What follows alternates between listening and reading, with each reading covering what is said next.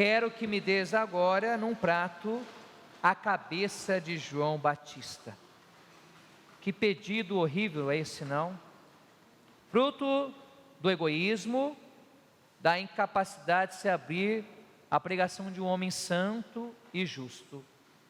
E assim como João Batista perdeu a sua cabeça pela fidelidade ao Evangelho, quantos hoje, ainda hoje infelizmente, continuam a perder não só a cabeça, mas a honra, o prestígio social, por defenderem a verdade, diante muitas vezes de uma sociedade que não quer saber da verdade.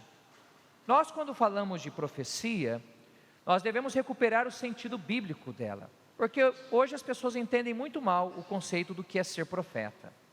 A palavra profeta, ela vem do grego, a origem profeta. Claro que no hebraico é nabi, mas o uso no português é do grego profemi. Por exemplo, profemi, do grego, gerou no português proferir.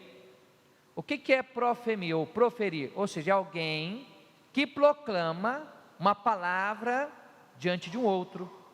Então, no sentido etimológico de profeta, já ali está o sentido de sua missão. O profeta, ele não manda recado.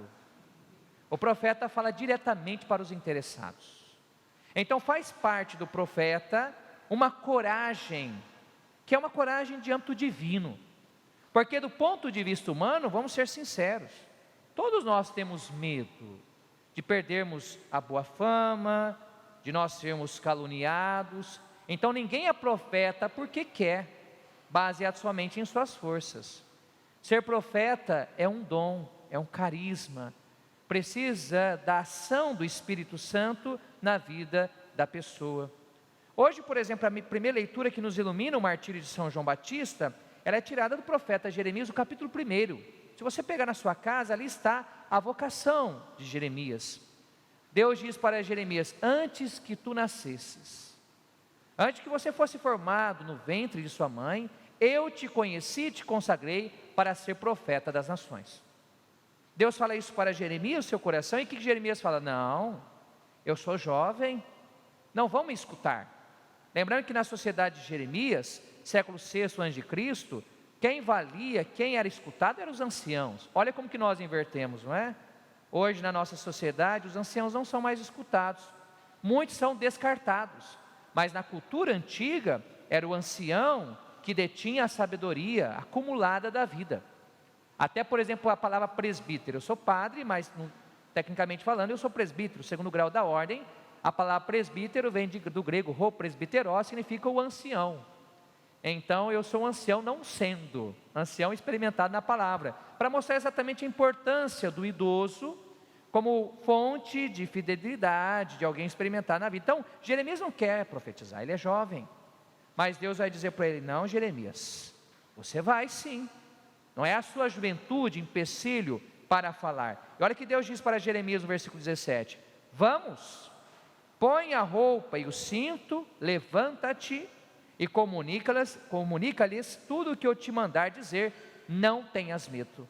Do ponto de vista humano, Jeremias tem medo, ele tem insegurança, mas Deus exatamente garante a Jeremias a sua presença. E vai dizer para Jeremias aqui: ó Jeremias, vão te atacar, vão fazer guerra contra ti, mas eu te tornarei uma cidade fortificada. A tua defesa será a tua vida, a tua defesa será a tua palavra. Versículo 19: eles farão guerra contra ti, mas não prevalecerão, porque eu estou contigo para defender-te. Esse eu estou contigo é sempre a promessa de Deus para todos os homens e mulheres escolhidos ao longo da história da salvação. Por exemplo, Gênesis capítulo 28, quando Deus aparece a Jacó no seu sonho, Deus vai dizer para Jacó: olha Jacó, não tenha medo de ir para a casa do seu tio Labão, eu estou contigo. Também Deus vai dizer isso para Moisés: eu estou contigo. O próprio nome de Deus no Antigo Testamento, que nós não temos como traduzir, nós quando lemos aqui o Antigo Testamento, nós dizemos Senhor, são 4 letras no hebraico, pode significar eu sou aquele que sou, eu sou aquele que serei, no fundo eu sou aquele que está contigo. Então o profeta é alguém que faz a experiência da proximidade de Deus. Ele não fala de um Deus que ele ouviu falar, ele não fala passagens decoradas da Bíblia ou do catecismo, ele experimentou Deus na própria vida. E por isso então ele tem autoridade para falar daquilo que ele experimentou. O profeta então, ele é uma espécie de embaixador de Deus. Ele não fala a sua palavra, mas a palavra do Senhor. E enquanto embaixador, ele deve ser considerado um instrumento de Deus na vida do povo. Por isso que no Salmo nós falamos: minha boca anunciará a vossa justiça. Quando nós falamos de justiça na Bíblia, justiça é a mesma coisa que santidade. Por exemplo, no Antigo Testamento, nós não temos a palavra necessariamente santo, temos sim, mas dependendo do contexto se usa mais justo. Lá em Gênesis capítulo 6, Noé foi considerado um homem justo. O termo justo no Antigo Testamento é a mesma coisa que o termo santo no Novo Testamento. Então somente quem vive a santidade é que pode proclamar a santidade para os demais. O que é a santidade, senão a amizade com o Senhor? Senão viver para Deus e para os irmãos. Aqui é interessante, o profeta não é aquele que fez em primeiro lugar opção pelo povo. Isso aqui é um erro que muita gente prega hoje na igreja. As pessoas dizem assim: a voz do povo é a voz de Deus. Será que é mesmo? A voz do povo é a voz de Deus? A voz do povo muitas vezes não é uma voz formada pela consciência do Evangelho. O povo muitas vezes é um povo de cabeça dura. Deus estava, por exemplo, com Moisés, e o que o povo fez quando Moisés não estava presente? Fizeram um bezerro de ouro, se colocaram contra o próprio Moisés, e muitas vezes o povo, vivendo na hipocrisia e no pecado, se colocará contra o próprio profeta. Jeremias é um dos profetas que experimentou isso. Se nós analisarmos e lermos Jeremias com atenção, veremos que Jeremias não fez sucesso na opinião pública. Tanto é a crise de Jeremias, é isso lá em Jeremias capítulo 20. Seduziste-me, Senhor, e eu me deixei seduzir. E agora, os meus amigos zombam de mim, os meus parentes não querem saber de mim, estou sozinho. Muitas vezes é assim, o profeta ele fica sozinho. E se nós olharmos para o Senhor Jesus, que viveu o seu messianismo a uma maneira profética, o que aconteceu com Jesus na cruz? Ele ficou também, assim como Jeremias, sozinho. Enquanto nós falamos para as pessoas o que lhes agrada, aquilo que preenche o ego das pessoas, o que vai ao encontro da expectativa delas, as pessoas nos aplaudem, as pessoas nos elogiam, as pessoas nos incensam. Mas se elas fizerem isso é por causa da nossa fidelidade a Deus, porque acima do elogio do nosso sucesso, deve estar a verdade do Senhor. Hoje nós falamos tanto de uma necessidade de uma igreja profética. Olha como que João Batista viveu o seu profetismo. João Batista, interpretando os 10 mandamentos, diz para Herodes: Herodes era rei. Olha, Herodes, você não pode agir dessa forma. Você é rei, e um rei tem uma grande responsabilidade. As autoridades sempre têm uma grande responsabilidade. Não somente na gestão dos recursos públicos, seja uma autoridade política, ou uma autoridade religiosa, pensa um bispo numa diocese, um padre numa paróquia, ou um pai de família que exerce a autoridade paterna, ou a mãe a autoridade materna. Qual que é a responsabilidade? De encaminhar para a justiça e para a verdade de Deus, as pessoas a nós confiadas.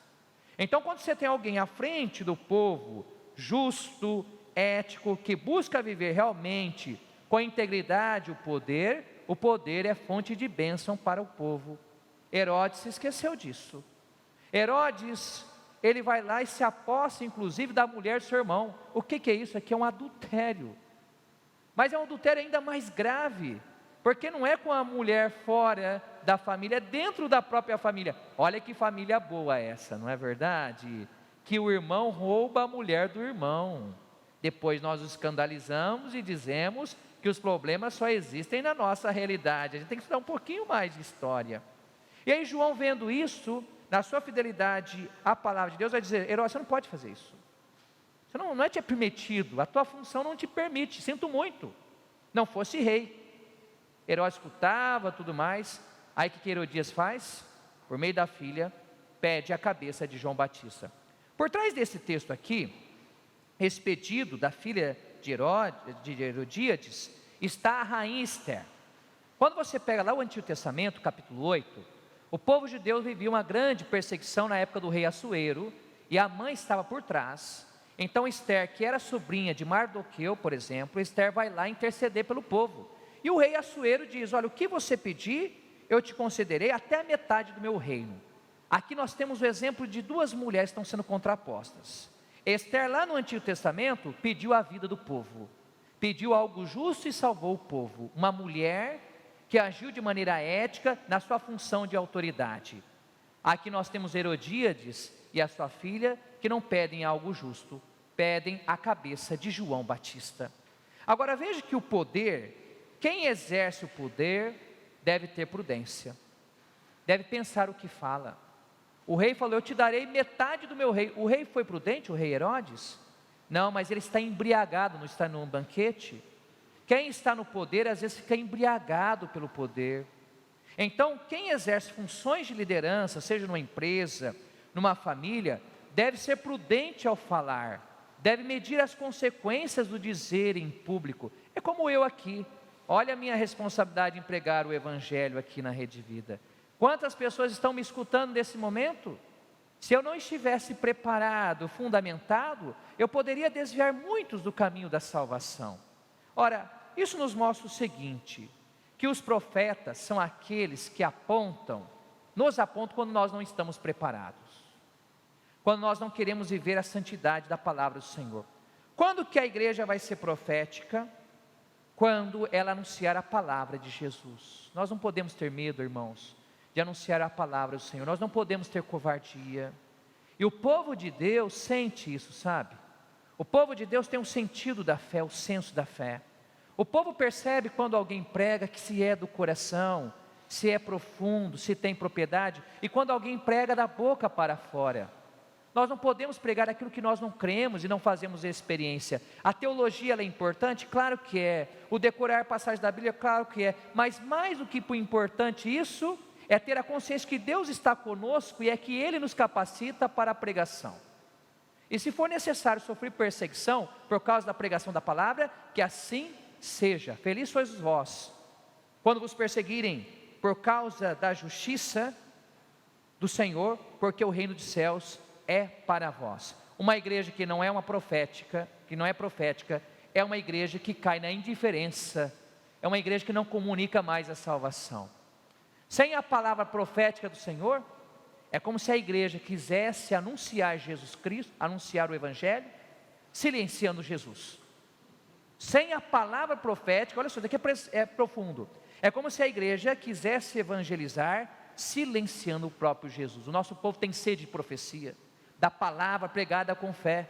Então vamos rezar para que a igreja não tenha covardia, que você não tenha covardia, e que você, vivendo essa justiça, mesmo que você tenha medo, você escute a palavra que Deus disse para Jeremias e consequentemente também para João Batista nessa liturgia: eu estou contigo para defender-te.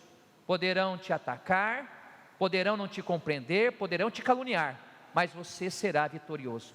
Quantos padres, irmãos, quantos bispos, quantos diáconos, quantos leigos, que às vezes encontram dificuldades nas paróquias, nas dioceses, em situações, porque no fundo as pessoas não querem viver a palavra.